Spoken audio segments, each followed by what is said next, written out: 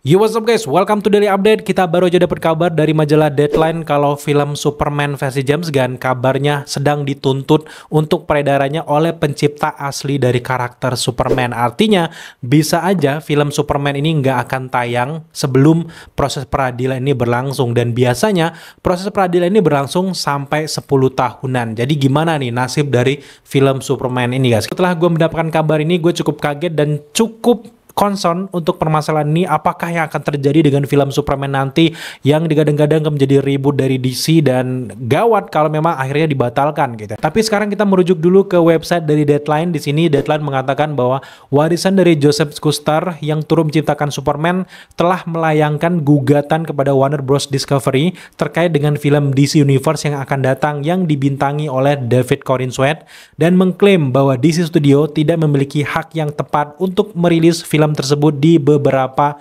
wilayah utama. Kemudian juru bicara dari Warner Bros Discovery mengatakan, kami pada dasarnya tidak setuju dengan tuntutan hukum tersebut dan akan mempertahankan hak-hak kami dengan penuh semangat. Dan wilayah utama yang dimaksud tersebut adalah Kanada, Inggris, Irlandia, dan juga Australia. Memang Indonesia nggak termasuk, tapi kalau memang akhirnya gugatan ini akhirnya ruwet dan membuat mereka tidak bisa tayang di wilayah-wilayah utama yang pendapatannya sangat besar itu, tentu ini akan berdampak dengan kita Indonesia, dan alhasil film ini akan ditunda lagi. Nah, ini yang menjadi concern kita semua gitu. Apakah benar ini semuanya gitu? Tapi kalian jangan khawatir dulu. Sebenarnya isu-isu seperti ini sudah terjadi sejak 1938 silam gitu ya, dimana memang tuntut menuntut dan juga meminta hak, bagi-bagi kue itu udah biasa terjadi di Hollywood. Jadi bukan sesuatu yang aneh lagi, tapi memang untuk khusus dari film Superman versi James Gunn ini yang cukup mengagetkan karena hype-nya lagi dibangun banget, dan kita juga cukup hype untuk menunggu.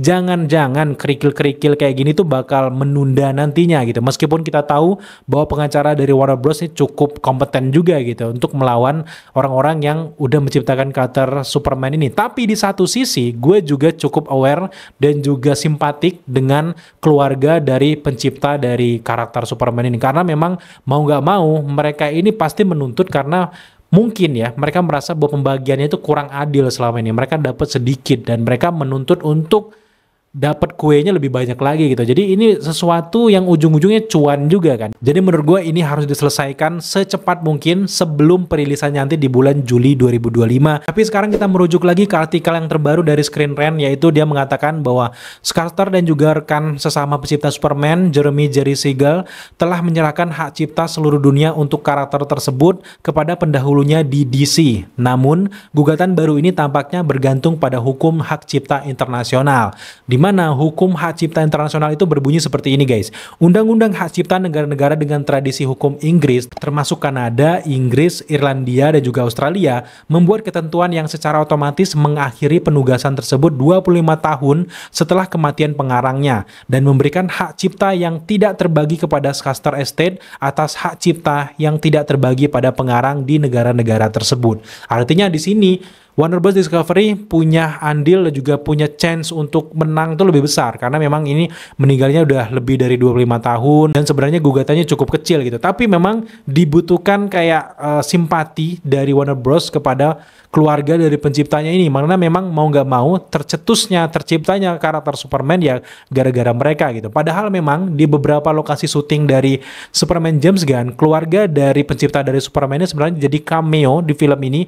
Gua nggak tahu tiba-tiba ini dituntut gitu aja gitu. Sebenarnya ini juga merupakan hal yang lumrah ya di Hollywood, dan kayaknya James Gunn juga cukup memahami hak tersebut, dan kita berharap aja keputusan dari pengacara dan juga pengusaha dari Warner Bros untuk memberikan ya setidaknya mungkin kontrak baru untuk nominal uang yang nggak sama nih uang yang zaman dulu dengan uang zaman sekarang. Dan gue juga salah satu orang yang benar-benar menghargai orang-orang kayak pencipta-pencipta karakter, karya seni, musisi. Kadang memang hak-hak mereka tuh kurang yang dihargai gitu, sehingga perusahaan besar aja mendapatkan kayak cuannya tuh berlebih gitu. Dan kasus ini sebenarnya cukup mengkhawatirkan, baik dari pihak pencipta dari Superman ataupun dari pihak Warner Bros. Ini harus berdamai, ada titik tengahnya. Titik tengahnya apa? Cuannya harus adil gitu, jangan ada keserakahan di antara mereka berdua gitu. Tapi sekarang gue akan ceritakan sedikit kilas balik terciptanya karakter Superman ini dan siapa saja yang menciptakannya. Tepatnya pada tahun 1938, Jerry Siegel dan juga Joe Shuster ini menyerahkan hak cipta Superman kepada Detective Comics Inc. yang merupakan pendahulu dari DC Comics. Nah, pada tahun 1948, National Comics, pendahulu lainnya, menyelesaikan sengketa kepemilikan dan royalti dan membayar $94.000 kurang lebih untuk hak-hak Superman dan juga Superboy. Kemudian pada tahun 1969, pengadilan memutuskan bahwa pemberian hak cipta dari Siegel dan juga Shuster termasuk hak perpanjangannya. Kemudian mendiang Shuster ini meninggal pada tahun 1992 dan ahli warisnya mendapatkan kembali haknya dengan tunjangan tahunan sebesar $25.000. Untuk ukuran penciptaan dari Superman sebenarnya $25.000 itu cukup kecil untuk hitungannya per tahun ya. Nah, kemudian pada tahun 2001, ahli waris dari Siegel ini mengambil kembali hak mereka dengan menggunakan ketentuan pengakhiran Undang-Undang Hak Cipta 1976 dan menerima tawaran pembelian baru dari Warner. Kemudian pada tahun 2001, para ahli waris dari Superman ini akhirnya mencoba untuk mendapatkan kembali hak-hak mereka setelah Mark Timberwolf mengajukan penawaran yang lebih baik dibandingkan Warner Bros. Pengadilan Distrik Pusat California memutuskan pada tahun 2008 bahwa ahli waris Siegel dapat membatalkan pembelian Warner, namun hal ini dibatalkan pada tahun 2012 saat pengajuan banding ke Pengadilan Tingkat 9. Dengan demikian, DC Comics saat ini memegang hak cipta atas Superman dan memang sampai detik ini sah dari DC Comics dan juga Warner Bros. Discovery ini punya hak untuk menggunakan semua properti dari Superman. Sebenarnya drama tuntut-menuntut antara ahli waris dan juga Warner Bros. Ini bukan sesuatu yang baru ya. Ini kayak drama tahunan setiap mereka pengen merilis karakter dari Superman ya, karena selalu ada gitu. Tepatnya di Man of Steel versi Henry Cavill, Zack Snyder pun itu sempat ahli warisnya supaya mulai naik gitu, karena mereka bakal tahu bahwa ini bakal sukses nih film Superman gitu. Mereka menuntut lagi dan akhirnya selesai.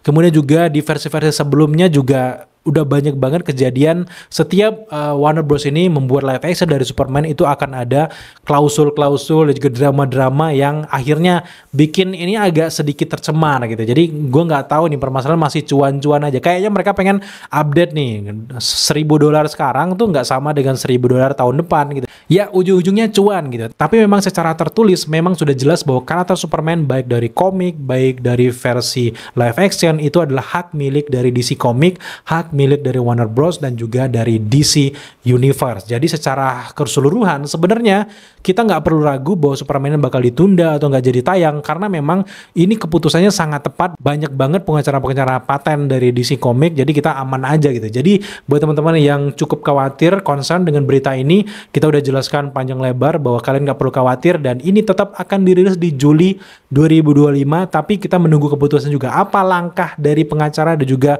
orang-orang di balik dari Warner Bros. Apakah mereka tetap akan memberikan jatah kue juga sedikit kepada ahli waris, karena mau gak mau memang ini seperti kayak balas budi lah. Kalau memang ada duit lebih bolehlah dikasih juga gitu. Dan ini juga menghormati penciptaan dari Superman gitu ya.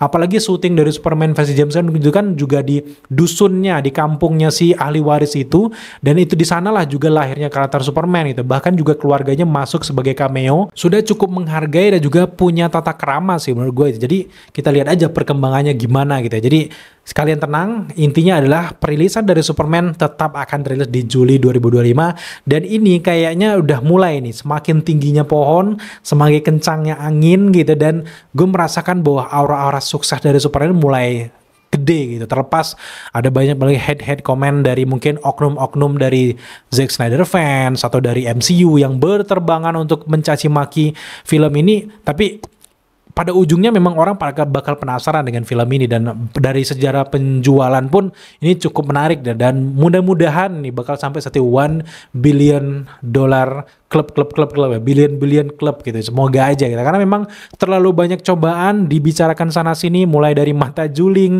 mulai dari mode bakso lah, mulai dari tuntutan ini itu makin banyak nih berita-berita dari Superman, dan ini makin bikin kita penasaran untuk nonton gitu. Jadi we'll see, kita akan lihat nanti di Juli 2025 gitu ya. Oh ya, satu lagi yang cukup penting juga buat teman-teman yang lagi nungguin trailer resmi dari Fantastic Four MCU. Ini kabarnya cukup akurat dari orang dalam juga. Di setiap akun-akun juga bilang bahwa trailer perdana ataupun teaser trailer ya itu akan rilis di Selasa 4 Februari 2025. Karena memang Fantastic Four F4, F-nya itu Februari, 4-nya itu di tanggal 4. Jadi wow, gue pikir ini bakal tayang di Super Bowl ya. Tapi Gak tahu nih, kabarnya memang mereka bakal merilis teaser trailer di 4 Februari dan kita bakal banyak pembahasan nih kalau memang benar. Ini tanggal 1, 2, 3, tinggal kita nunggu 3 hari lagi untuk perilisan dari teaser trailer dari Fantastic Four, karena memang satu-satunya film MCU yang mampu untuk menghadapi Superman itu hanyalah Fantastic Four, apple to apple gitu.